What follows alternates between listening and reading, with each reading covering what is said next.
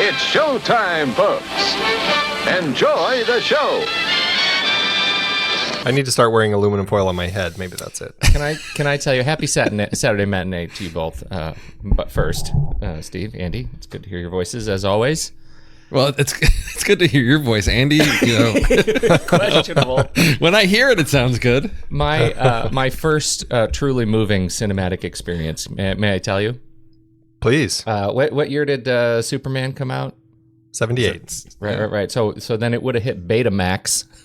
My goodness. I was probably, what, 10? 79, maybe? No. I don't know. No. 82. Okay. Betamax was 82? Okay. Anyway, we had... I have no idea. I was in the... let's just say I was 7 or 8 years old, and my dad, he was in the television business and always had tapes and things flying around it. And so our very first machine was a Betamax machine, and he bought a couple of movies, one of them being Superman, the movie, the motion picture. And my most moving home movie experience. I had just gotten out of the shower, and I walked into our basement where the television was, and the rabbit ears were pointed out over the television and was touching my wet hair, and I turned it on to watch Superman, and I got shocked the crap out of me. That was my first. You got shocked by the rabbit ears? I did. There was some sort of a I don't know, static, some build up. It was a plot device. It was a science fiction plot device that shocked my head, knocked me to the ground. Superpowers. And I gained right. superpowers because of that. And now, every time I get online for a voice chat, I screw up Andy's connection. That is my superpower. It's the worst superpower ever. It's very isolated. It's like the character. I was the first voted off of the Runaways. It's like, what was that character in Hitchhiker's Guide to the Galaxy, or in that series, who... It wasn't really a superpower, but this guy had this power that he never knew, but it was to draw bad weather to him. And everywhere he went, bad weather always followed him around. Yes. I love that. Yes. Pete just disrupts the internet wherever he goes. I also make all carbonated drinks go flat immediately. When I walk into a restaurant, all drinks get boring. That's a terrible superpower. Yeah, no. What's new in your movie lives? Well, I went to see Only the Brave yesterday, which it's a Phoenix, or it's an Arizona-based story. Sadly, not filmed in Arizona, but still, it's a really powerful film. I really just connected with it. It's about the Granite Mountain hotshots who all perished in a giant flame a few years back when they were trying to stop a fire from burning the town of Yarnell, and so I went and saw that, and it was a really fantastic film. I would hope that it's going to get some popularity and find its audience and be something that people will talk about at award season, because I think it certainly warrants it. So that's what I've been up to. Why wasn't it filmed in Arizona? Nobody films in Arizona. No, come on. Nothing's filmed in Arizona. No, nothing's filmed here. New Mexico has great incentives and Arizona has none. Oh, yeah, so that's if it what looks it is. like Arizona, it's New Mexico. Mexico. Yeah, Brilliant. Yeah. You go, New Mexico. Yep. Yeah. You guys probably should move. Probably. What about you, Steve?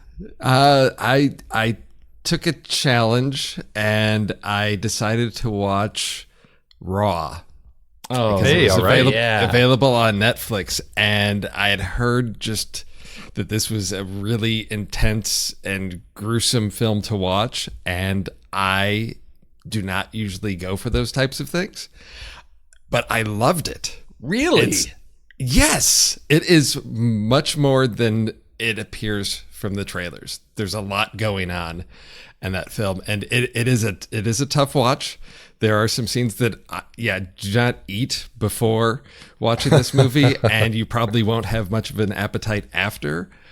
But I was really thrilled with the character and story. It's definitely worth checking out because it's not all about the gore, and it doesn't just go to shock and gross you out. There's an interesting story in there. Have you seen that yet, Andy? No, it's been on my list, and it's now that it's on Netflix, it's shot up. So it's going to be something I'm going to try to cross off the list sometime soon, because I've been pretty excited about that one since it came out. Is that going to be a trailer rewind? Are you going to get JJ to watch that one, you think? Oh gosh, I don't think no, he'll never talk to me again if I do that to him. I don't think I can make him do that.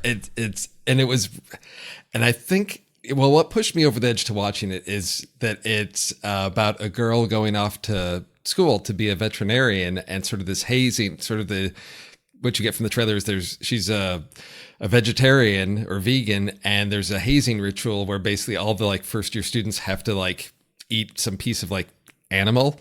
And I have a personal connection to this because my oldest daughter we're currently going through the process of looking at colleges, and she does want to be a veterinarian. And so I watched this and thought, do I make her watch this? You totally make her watch that. Scare her, and then she never leaves home, which I don't want.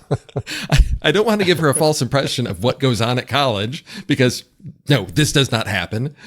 But I thought, she might have a nice little connection to it. No, that's the worst parenting choice ever. If I made her watch this, if I said, "Hey, we're going to sit down and watch this together," no, horrible. Sure, this doesn't happen in college until your daughter saw Raw. There's always a first, Steve. How do you know she's not patient zero in this? Yeah, exactly. No. That's fantastic. Well, we have a couple of things to follow up on. I have two notes. One is con follow-up, and two is Steve is very unhappy. Those are the two bullets I have on my list, besides, obviously, the numbers and trailers. Where would you like to start, Steve? Do you want to get yours out of the way, or...? Sure, because it sort of connects to Andy's activities of seeing Only the Brave. Because I went to go look to see what's opening this weekend, because, is there something worth seeing out there? What's going on at the box office? And movies that we've talked about recently that were coming out this weekend, Tragedy Girls, Wonderstruck, Killing of a Sacred Deer, all open this weekend, apparently extremely limited, nowhere near me. I live in Phoenix, the 5th largest city in the country, and none of these films are found to be here anywhere. So, you know why that is? Why? Because we're not on a coast. Therefore, we're not important. But here's the thing. So I went and looked and said, okay, maybe these films just aren't doing well. And so I did my research. I went to Rotten Tomatoes. I went to Metacritic. Tragedy Girls, 83% on Rotten Tomatoes, 24 out of 29. It's got a 7.4 out of 10. Metacritic, it's at a 55, but only 5 reviews. But Wonderstruck, 69% on Rotten Tomatoes, which is sort of in that range. 56 out of 81 reviews, a 6.5 out of 10. A Metacritic rating of 74. Killing of a Sacred Deer, 75% on Rotten Tomatoes, 59 out of 79. It's got an 8 out of 10 on the rating. Metacritic at 79 based on 26 critics. And then you look at what's out. Geostorm, 13% on Rotten Tomatoes, which is 4 out of 31 with a 3.7 out of 10. Metacritic gives it a 21 based on 17 critics. Snowman, 9%, which is 11 out of 117 reviews. It's got a 3.2 out of 10. Metacritic gives it a 24 based on 34 critics. So the movies that are out there that I can go see, Geostorm and The Snowman, are garbage, and the things that I want to see that are critics are agreeing these are films worth seeing based on these reviews. No, they're not out there. So when studios and theaters are complaining about poor box office, it's like, well, because you're putting out the movies nobody wants to see, and you're hoarding the things that are getting good reviews that people will probably go show up to see because they look really interesting, but they're not there. I'm not happy. This is what that sounds like. You know what is interesting about that, though, is, and I want to get your comment in here, Andy, because you are not on a coast, and I don't understand why you don't count. You're not important, because you may not get the movies when they're released, but it seems like you get all the test screenings. What's that all about? Like, Steve, your problem is you didn't go to enough test screenings. You probably would already have seen these movies.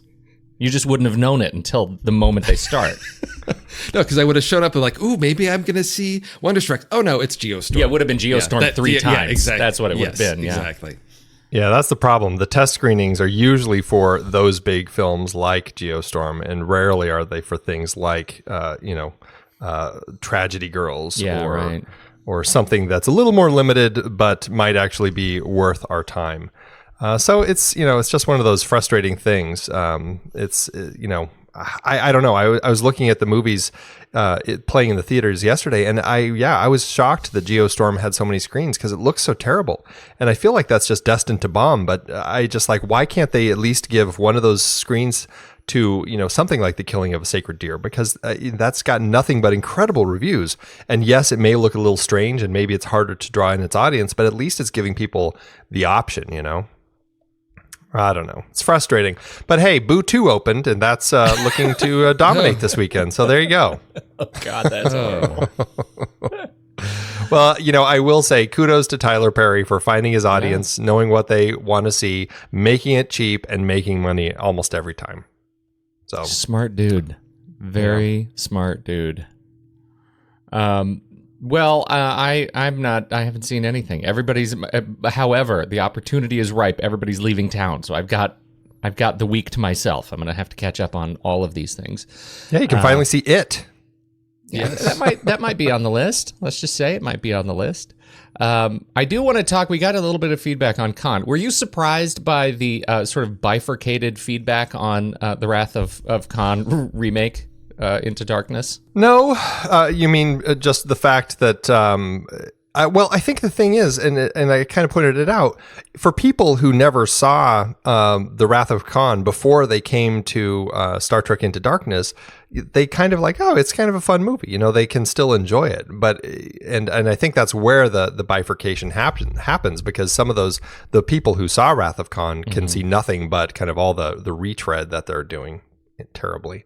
Yeah. So I guess I'm not surprised. I'm not either. I'm disappointed. I'm sad. I'm sad that those people don't have the experience of the better film first. But I started reading way too late after we'd recorded all this stuff. I started learning even more about Khan and the sort of retroactive continuity that developed about Khan, which we should have talked about during the show, but I didn't know it at the time. And so I wanted to just drop some Khan knowledge bombs today, if that's all right. The Khan knowledge bomb. The Khan knowledge bomb. Are you ready? Here you go. First of all, as it turns out, sometime after Space Seed and The Wrath of Khan, the writers, which still are considered in canon, these particular writers around some of the novels, actually developed Khan's story. That Khan comes from a Sikh family, and he was, and Khan itself is a title, an honorific, not part of his name. So his name is Noonien Singh, and we call him Khan Noonien Singh, like Sir Alec Guinness or Dame Judi Dench, Khan Noonien Singh. That, more than anything else, blew my mind, because I know I'm a little bit simple, but that blew my mind. I did not know that. And it turns out, do you know what the eugenics wars were? It was all the super strong people fighting each other, right? They would. Over the course of about a decade, they all of the 74 super genetically engineered super people became presidents and rulers of countries around the world, and their ambition grew too strong. They started fighting one another and leading their countries to war. Between 1992 and 96, according to this retconned universe, Khan actually had ruled a quarter of the Earth's population, and so that is what the eugenics wars were. Was all the genetically engineered people fighting one another, and Khan and his 74 most ardent followers said, the only way we're going to get out of this alive is to put ourselves into this cryogenic freeze state and get off the planet and get way, way, way far away from here. And so that's what they did. So that's pre-Space Seed, which I thought was really kind of interesting. I didn't know that it was self-imposed at the time. All right, so I'm not up on my Star Trek as much as I should be. It's been a long time since I watched Next Generation, but wasn't Data's creator, like Dr. Noonien Singh or something really similar to that? Because I figured if Khan was the first name, then they were it's Song, Dr. Sung. Dr. Sung, S-O-O-N-G. So we're really sing-song. Eric Sung. We're sing-sung. His name is Eric Sung, Ariksoong.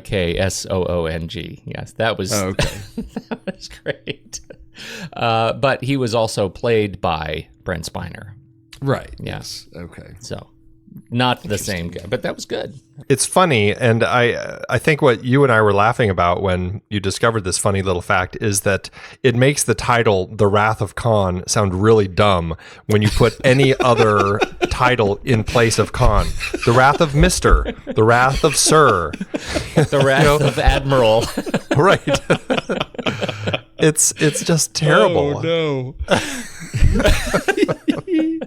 That's right. That is wow, worst title ever. Yeah, it really you've retconned yourself into a corner there, Star Trek. Well done. So that was what we thought of. I thought that was interesting, but it is not what Gene Roddenberry had intended. Khan's full name was based on that of Kim Noonien Singh, a pilot that Roddenberry served with during the Second World War. Roddenberry lost touch with his friend and had hoped that Khan's similar name might attract his attention and renew his old acquaintance.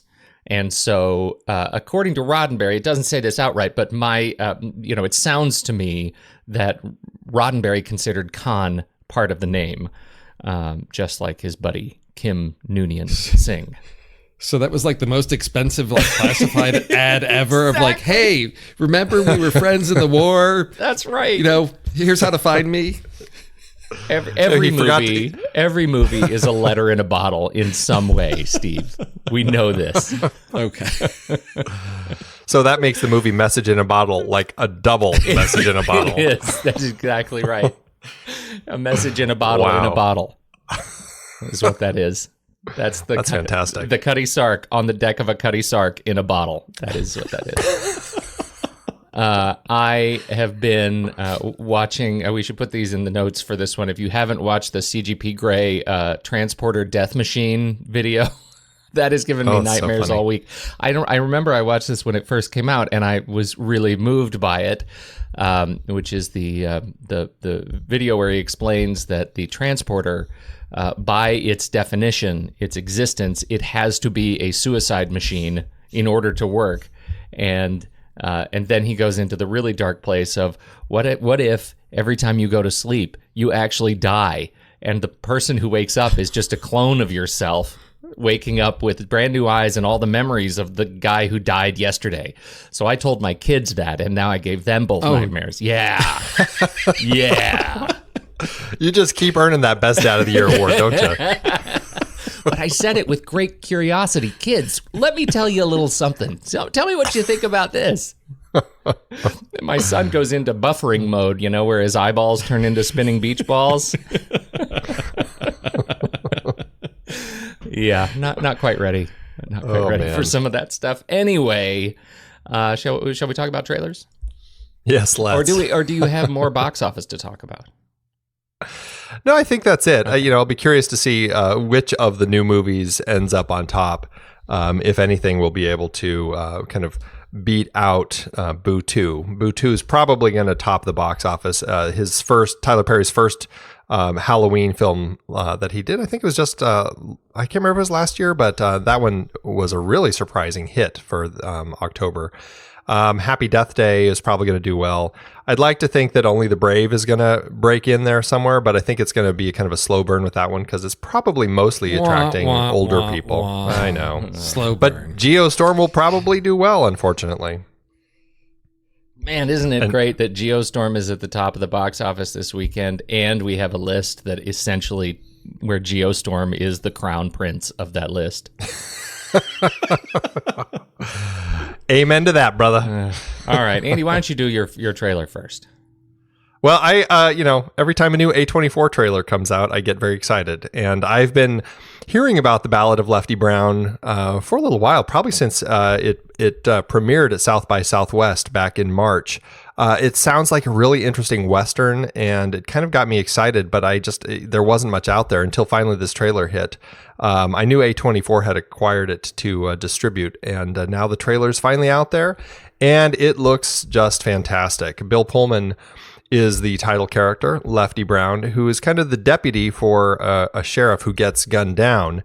And he is not, Bill Pullman is not kind of the sort of person that you'd want to replace the sheriff. He's a little, I don't want to say inept, but he's just not kind of the brave character. And he really has to, step up and really kind of become the leader that these people need, so that and go after the person who killed the sheriff. And I love seeing Bill Pullman playing this character. It looks like such a different kind of character for him. He's kind of taken on this different voice that I think is really interesting. He's also working off of opposite Peter Fonda and Jim Caviezel and Kathy Baker, Tommy Flanagan. Looks like a really interesting cast. They filmed it up in Montana. The vistas look gorgeous. And I always love a good Western, and this looks like something that I'm going to really enjoy. So that's my pick, The Ballad of Lefty Brown. What do you guys think? Yeah, it's interesting because it takes that approach from sort of the sidekick having to become the hero, because I get the sense from the trailer that Peter Fonda's the heroic sheriff and Bill Pullman is sort of the deputy sidekick that's always been there all along, but now he's got this burden of sort of avenging the death of his partner. And I like the trailer sort of structured in terms of how he sort of builds up this posse, sort of a posse of misfits that come together. And I think that's what's really appealing to me about this, is these interesting characters that are uniting to go, on this vengeful quest to hunt down whoever it was that shot the sheriff. So yeah, I think it's a different type of Western. So it's something it's not one of my high demand, got to get out and see right away, but definitely something that I'm going to put on that list of, when it's available streaming or in video someplace, it'll be on I feel like a Western. I'll check that out. There you go. Steve, clearly we know who shot the sheriff, and he did not shoot the deputy. It's true. I just want to make sure that going into this movie, that question is answered. Oh dear. Yeah. I don't know. This is one of those movies that I feel like going to see it, I would probably really enjoy it, but I'm not sure it trailered well for me. I didn't find that real spark. It seemed like it didn't move quite enough for me in the trailer. But I'm with you. Like, the cast looks great. I'm a fan of the Westerns, and I think I would really enjoy this, especially seeing Bill Pullman in this kind of a role. I just didn't get the spark from the trailer, and it's probably one of those movies that I would watch on Netflix and really regret not seeing it in the theater. Yeah, I think the vistas are going to really shine on the big screen. And, it might be, I don't know if it's going to be a real like character Western, like a slow paced character Western, but I'm hoping it's going to have a little bit of that Unforgiven vibe, just a little bit of, he's got to kind of get these, I don't want to call them misfits, but just kind of the people you wouldn't normally pull together for your posse to go after somebody. Yeah. And so, it's got me quite excited. But it's going to be opening December 15th. So probably not a huge release, but definitely something I'm looking forward to. Outstanding. Steve? So I'm bringing in something unusual because it's a documentary. And that's not something that we typically talk about on the show, but this one just really stood out for me. And this is the Netflix movie Jim and Andy, The Great Beyond, with a very special contractually obligated mention of Tony Clifton.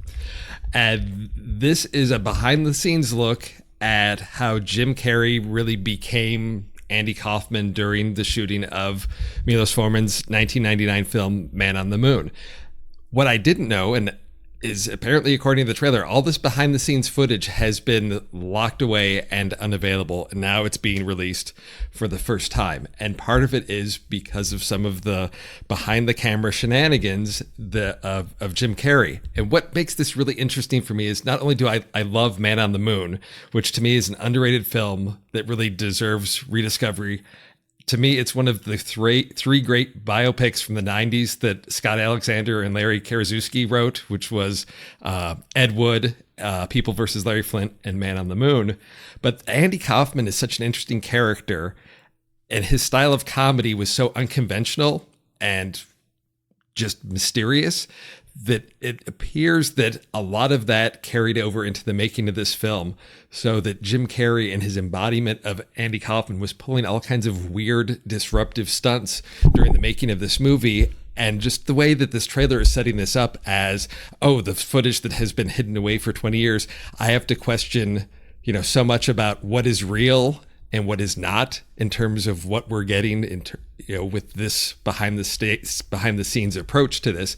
It feels very much in the vein of something that Andy Kaufman would do, would be to fabricate something to create a reaction. And I like that approach to how they're presenting this documentary. I don't know. I feel like I questioned at the time Jim Carrey's authenticity in the film, because it felt like on one hand he was totally destined to play this character, and on the other hand he was definitely putting on airs and playing a role, and it was something for him to was it just him sort of grabbing the spotlight in a kind of inauthentic and unnatural way. I'm with you. The movie ended up being great, but I always sort of questioned. And I think I always question when you hear actors who are so sort of method that they put themselves in the character all the time, and they pull out their own teeth for the role, and I mean those sorts of things. I'm a little bit circumspect by all of them. I feel like this is a little bit of Jim Carrey's therapy to kind of process the experience, and the trailer made it sort of started to answer that question for me, that he really went to, as a result of this film, went to a kind of dark place, and in embodying Andy Kaufman and in all of his ups and downs, and so I think that it looks just riveting to me, and I cannot wait to see it. Yeah, I got pretty excited seeing this trailer, and it really piqued my curiosity. Why, after all this time, has Universal decided to let the footage be released? They obviously had been kind of keeping it from everybody for an awful long time. What was the contributing factor that finally got them to say, okay, we'll release the footage now? I don't know what that is, but it certainly piqued my curiosity. And, there's a lot of interesting stuff going on here. I thought I wasn't completely in love with the movie, but I did think it was a very interesting biopic. And I certainly thought Jim Carrey was kind of revelatory in his performance. And, knowing all of that and kind of getting some of the behind the scenes stuff from this, I don't know. I'm really curious now about more of the story. And it actually makes me really want to go revisit Man on the Moon. I think, Andy, your question, I had the same question. Why now? And so I looked into where's this movie coming from and who's behind it? And the director is Chris Smith, whose last film or something he did before was a movie called, he did American Movie, which is a documentary never saw, but he also did The Yes Men, which was those sort of prankster guys that would go around to conferences pretending to be members of a trade organization or some type of, and they were basically sort of disrupting pranksters that would pretend to be something and go very extreme. So it's sort of that Andy style of humor of, I'm going to present myself as something that I'm not, to sort of disrupt things and cause trouble. And so, which is to me another level of, he seems like a good fit as a director, but then again, is this part of a larger prank in itself? And that's the sort of meta thing that I'm interested in seeing, where this documentary goes. How serious does it take itself, or is it just really Universal found a director to toy with us again as part of a larger plan? Who has the better beard, Letterman or Carrey? Oh, I think Letterman's got the crazy old man beard. I think his has really gone wild. I'll have to go with Letterman. You're gonna go Letterman? I think I'm going to go Letterman. These guys are 1-2 in entertainment, though. They are aspirational beards. However you put it, aspirational beards. It's September, or it's October, and September 1 triggers the Pete Wright beard season, and so I'm dutifully trying to catch up right now, but I'm coming up short, as it were. My trailer is it's a Norwegian entry for the Best Foreign Language Film at the upcoming 90th Academy Awards. It is directed and written by Joachim Trier, who is, yes, a distant relative of Lars von Trier. That should tell you something. I don't know how distant. Nobody seems to want to talk about it, but he is in the family, and it is a film called Thelma. A Norwegian student, Thelma, moves to Oslo, where she falls in love with another girl. She soon discovers that she has inexplicable powers triggered by her emotions for this girl. That is the plot summary. I thought that, I actually picked this trailer immediately after we recorded last Saturday. It was one of those things where YouTube was still open and the trailer I'd picked had already, finished, and it was on the trailer, or the here are the next 9 movies, 9 videos on YouTube you should click, and this was one of them, and it was like her in a pool, and I thought, hey, that looks interesting, and I clicked it. I immediately added this as a trailer because I first thought it was the story of a young student going to college and discovering she has some sort of learning disability or learning disorder like ADHD. And then it turned into something bananas. And I realized, hey, it is a girl with ADHD. That's awesome. That's what it feels like. So I showed it to my daughter and she said, yeah, that's pretty much what it feels like. So this became a bananas metaphor for brain conditions, and I totally fell in love with it, even though it's got some really starkly kind of horrifying imagery. It felt like a cross between, I don't know. See, I ran out of runway on the cross between. One of them was going to be American Horror Story, and the other one was probably going to be something like Dawson's Creek. I found myself weirdly moved by this movie, and it's been a long time since I picked a trailer for a current release foreign film, and I'm very excited about it. Bring it on. What did you guys think about it? Oh, I loved it. I thought it felt like the life inside of a teenage girl. Yeah. There's something about kind of just the emotions that she's going through and trying to deal with this supposed power or whatever it is that she has.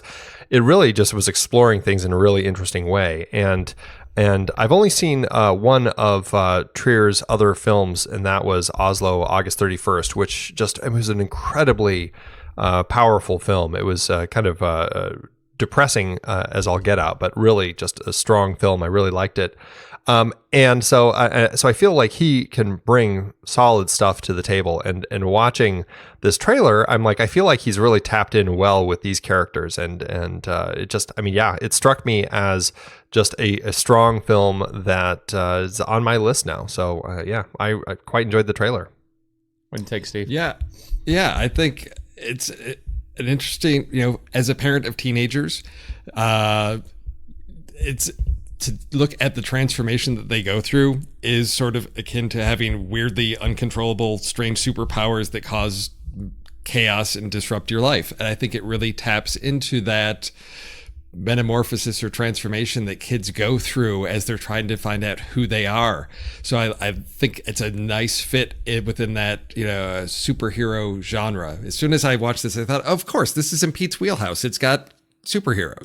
It's right there for him. But it does have a darker approach. So it does remind me of the trailer for the New Mutants, which is sort of has that horror style. The feel to this really reminded me of the vampire one from years ago, Let the Right One In, which is again sort of that it's got that same feel to it of a loner that's isolated and finds somebody, and that's just a triggering event for all kinds of craziness that goes on. So some just great visuals to this. Yeah, I'm really excited about this, and something that perhaps this is one I can sit down and watch with my kids.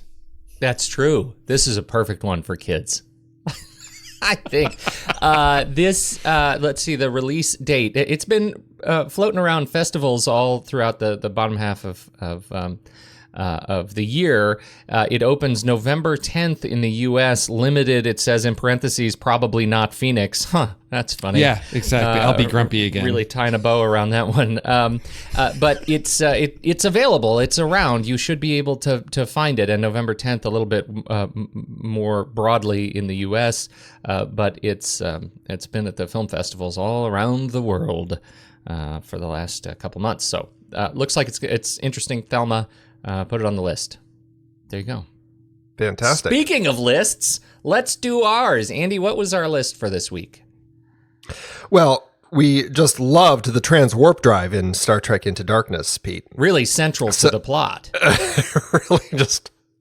So we went with, really dumb sci-fi technology that is involved in the plot in some way. So that's what we did for our list. It'll make for an interesting set of things to talk about here.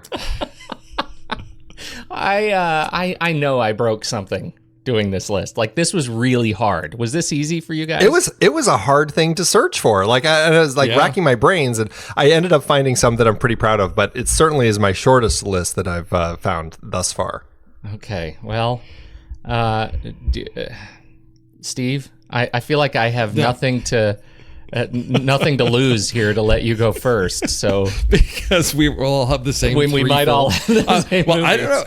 Andy may have found some interesting outside things. I was racking my brain because I thought this is the trope from like late 80s, early 90s bad science fiction films where it was like straight to video. There's gonna be, and I'm racking my brain trying to find anything, and I couldn't come up with anything, and I ended up with films that I was surprised are on this list, but I sort of nitpicked some things. So my first one is one that I think I've mentioned maybe in conversations before, but it's one that's really problematic for me, and that's the sleep-inducing alpha rhythm generator from Back to the Future 2. Which is the device that Doc Brown uses to put Jennifer to sleep because the writers found themselves in the position of, well, at the end of Back to the Future, Jennifer hops into the DeLorean with Marty and Doc, and then we get to 2015, and all of a sudden, we don't know what to do with her, so we need to get rid of her. So let's just knock her out and make her unconscious for a while because we don't know what to do with this character in the story. So they had a plot issue, and to me, this was just like a ridiculous device to deal with a plot inconvenience so that they could tell the story that they really wanted to tell. I think that holds. I think absolutely. That holds. Yeah. And there's a lot from Back to the Future 2 that we could probably put on this list. All right, Pete. All right. Okay. Well, my first one, my number 3 pick is actually not, in hindsight, it's not a brand new amazing piece of technology. It is in fact one of the most mundane and frustrating pieces of technology that we all deal with, used in a ridiculous way, and that is, of course, email in Mission Impossible. Tom, you know what I'm talking about? Yes. Tom Cruise has to write an email. First, he checks, I think, Usenet for Job and comes up with nothing for his big secret.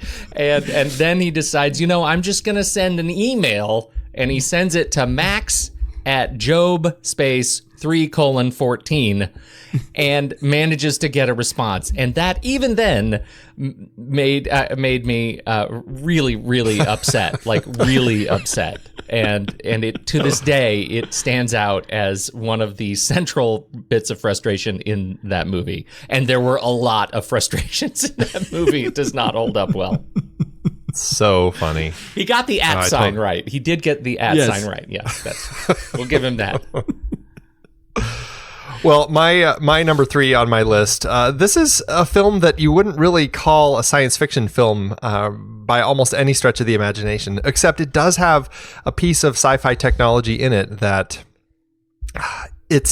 I guess it was really interesting and exciting at the time, but in context of the film, it kind of makes sense, but at the same time, it's really just kind of put there to just be cool, I think. And it just ends up being kind of stupid. And this is in the, I guess you would call it an erotic thriller, Disclosure, 1994, with Michael Douglas and Demi Moore. Oh, that's and I right. picked this. No, Andy, I can't believe you picked that. Oh man. And there's this part of the movie where, for some reason, and it's like a computer company, so to a certain extent it makes sense. But they have decided to put like all their data banks in this virtual reality like warehouse, basically, and Michael Douglas has to sneak into this virtual reality place and find these files.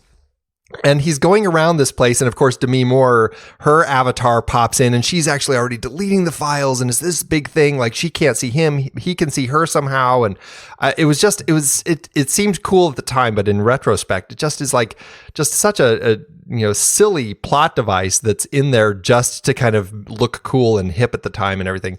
Just was dumb, but it was cool at the time, I guess. But anyway, that's my number 3. Disclosure. I love that pick because the entire purpose of that entire Digicom virtual reality, like, why would you possibly think that the future involves going into a virtual reality filing cabinet and still having to walk around to get your files? Like, walk around in these virtual hallways and open stupid filing. We do that now, you idiots. Oh, I know. It's so dumb. Like, yeah, they're actually pulling open file drawers and like going through the file. It's like, what? You have used the miracle of technology to solve exactly nothing. You have solved nothing. But the best was the big moment at the end. It was Michael Douglas, his perfectly realized virtual reality avatar against the skeleton with the terrible face of Demi Moore, who didn't even know he was there. Like, that was it was awful. It was terrible. It really was. And it was also the coolest movie I'd ever seen up to that point. Exactly. Right. Exactly. Steve? Okay. This one just made me groan, like, out loud in the theater while watching this film. Because I have the utmost respect for Apple computers. And I know that, they're built on, code that's out there. But the fact that a Apple laptop could interface and upload a virus to alien spaceships is the most ridiculous thing that has ever happened in a plot to save the world. So Independence Day, Jeff Goldblum can somehow get his laptop to interface, and he's coded a virus that will disable the alien ships. It's just... Well, he did it, and the alien ships were, I think, running Windows. Yeah. See, now if he had sent, sort of like the Nigerian prince email scam, that would have been believable. Yeah, that would have been more likely. Yes.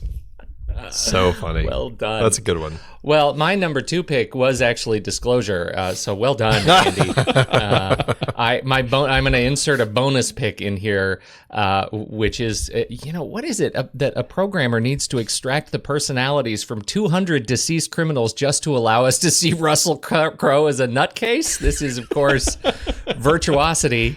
It's one of those where that was the reward. The reward was Russell Crowe in itself. The movie was just terrible. I don't remember much about that movie other than it really wasn't very good. Yes. No. That's got Denzel in it, doesn't it? It's a Denzel. Yeah, okay. It is another Denzel. Denzel and Russell. Okay. Hot take. Yeah. All right. Oh, dear. Andy? My number 2 pick is a movie that Steven Spielberg did that I feel like there were some moments in it that really worked, but I feel like I get frustrated with it because I find there's so many moments that just are overwhelmingly frustrating. And it is his big sci-fi film that he took over from Stanley Kubrick, AI, Artificial Intelligence. How dare you? This film, there's a lot of good stuff in it, but unfortunately there's a lot of bad stuff. And the bad thing, the really bad sci-fi that just really irked me to no end is, of course, the awful, I guess you could call it, cameo appearance by Robin Williams as none other than Dr. No. That's right. He is Dr. K-N-O-W. No, he is the future search engine that not only do you have to pay for, but he's elusive as hell and gives you really just dumb answers. It's like, a carnival show. And it was so frustrating that like this is what people do to find information. It's like a phone book that won't quite give you the right answer. It's like, oh, you said Andy Nelson. I'm going to give you the first one, but there's actually 10. Oh, it was so dumb. I was so irritated by Dr. No through the whole thing. So that's my number 2. Yes, he is problematic. I will give you that. That was terrible. Okay. All right, Steve. I'm going to upset. I've got 2, and I'm going to upset people with either one. That's exciting. And the thing is, they're both based on books, so it's not necessarily the film's fault. There's plot. All right, I'm going to go with Harry Potter and the Prisoner of Azkaban and Hermione's Time Turner. That it shows up for the one movie, the one book. You've got this device, and she uses it to basically do homework. You've got the ability to go back in time, can undo all kinds of things. Dumbledore gives it to her so she can do homework, and then, one little thing at the end, like, okay, crank that thing back 1,000 times, kill Voldemort. Crank it back, if there's so much, they've got it. It's like the Eagles, in Lord of the Rings. It's there. It could solve so many problems, but we're not going to use it for that. And that just really frustrates me about that film. Yeah, I used that one for my my bad use of time travel. Yeah. Did you? Yeah. Oh, okay. Well, I can give you another one then. Well, not if it's going to take mine. Yeah, Okay. maybe at the end. At the end, yeah, give you a bonus. Did you do that one? I guess I did. That okay. was my I guess dumb use of time travel is to use it for homework. Oh, that's right. Okay, That's how hard it was to find it. It is, yeah, yeah. Mine is wow.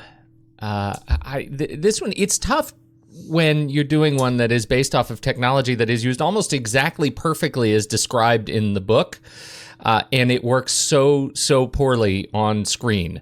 And that is, of course, our data trafficker, Johnny Mnemonic.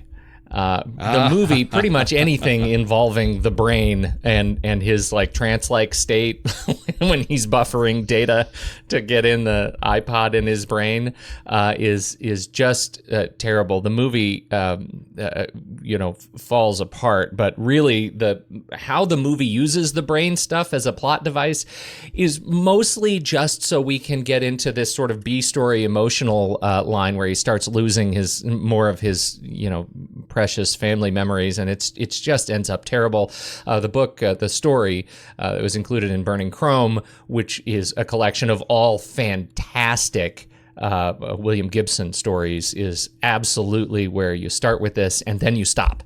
You don't need to watch the movie at all, please. The book is enough. If you really want to watch the movie, read the book again. You're welcome. There you go. Yeah. Well, I'm for my final one, I'm going with one that actually is a movie I quite enjoy. And even the technology, it's kind of cool technology, but you have to admit, when you step back and think about it, it's like, this is what they came up with to figure all of this out. It really is kind of a dumb system that they have. This is going back to Steven Spielberg again, this is Minority Report. I think this is a great movie. But this is the system they have. So they've got 3 psychics lying in a pool that they all think of something, like this future thought of somebody who's going to kill something. It appears on the TV screens overhead. And then what their little future system does is it sends the signal down to this machine that carves it into a marble, and then the marble comes rolling down the system. It's like a lottery drawing. It's like, who's it gonna be? Who's it gonna be? And then they pull the marble up, and it's like, oh, look at that. It's like, this is what they do with it. It's like, wouldn't it be easier and quicker to just, hey, once that information is there, just pop it up on the screen? But no, let's do the marble roll because it looks really cool. So anyway, that's my final pick. Oh, yeah, but it looks cool. It looks really cool. It really does. And those marbles, then you have a collection of criminals on marble. Like, that's valuable. You can sell those on eBay. Yes, exactly. You can trade them, with your friends. So what was your other one, Steve? Yeah, what was your bonus, Steve? Oh, my bonus was again from the 90s. Here's a sentence that introduces this. Why have one when you can have two for twice the price? Contact. Contact. Yes, we have this great scene where the machine is destroyed, and magically our space flying, billionaire has just happened to build another one in Japan. That's a great reveal, though. You have to admit. Right. That's right. Want to take a ride? It is, but then you think about it, you're like, really? Oh, yeah. Oh, yeah. Good stuff. That's good. All right. Well, there is our list of technologies filling holes in plots. What are we going to do this week for our list? Oh, Star Trek Beyond. What are we going to do? We've got... boy. Let's think about this. You got the team splitting up.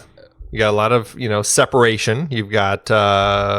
we have actors that are great actors used in such dense makeup that you can't tell who they are. To conceal their identity. To conceal their identity, right. This is concealed identity acting. I like it. Is it about sort of, discovery of sort of the lost colony type of thing? Of you're out, there's the lost mission. Oh, finding out it's the long lost. That could be interesting. There's something there. There is best space stations. That's a pretty good one. That would be fun. Any movie where Chris Pine rides a motorcycle. I feel like we're missing the big one. Surfing movies.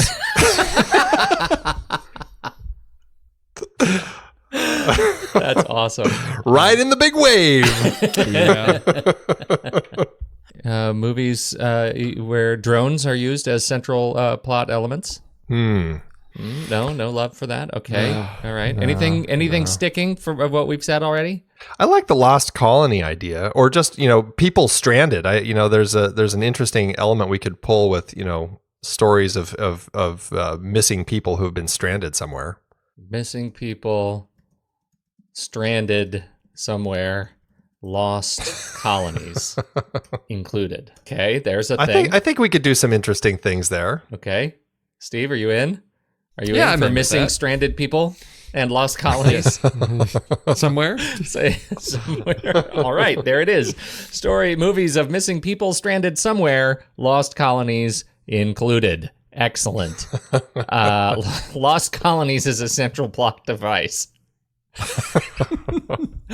Nicely done, gents. It was good. Thank you so much, everybody who's as always downloading and listening to this show as Patreon supporters of The Next Reel. We sure appreciate it. And you know what else you could do? You could tell your friends about this show. We would love to have more of them and introduce them to what we're doing over at The Next Reel. Andy already said we are doing Star Trek Beyond, the last film in our epic Star Trek series, the longest single series I think we have ever done. Absolutely. Is all of Star Trek, and now it is ending.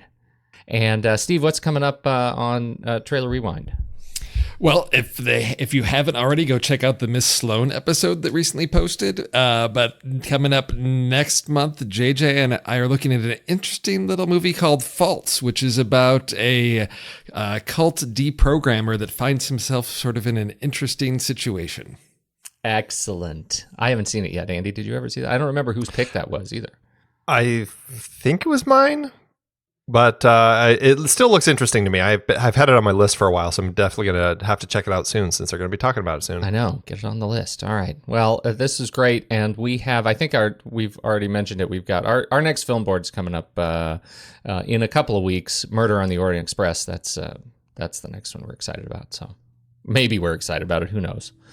But there you go. That's it, folks. Thank you so much. We'll catch you next weekend. Happy dishes. Hope you're enjoying doing your dishes, because that's what you're supposed to do when you listen to the Saturday Matinee. Bye, gents. See you later. See ya.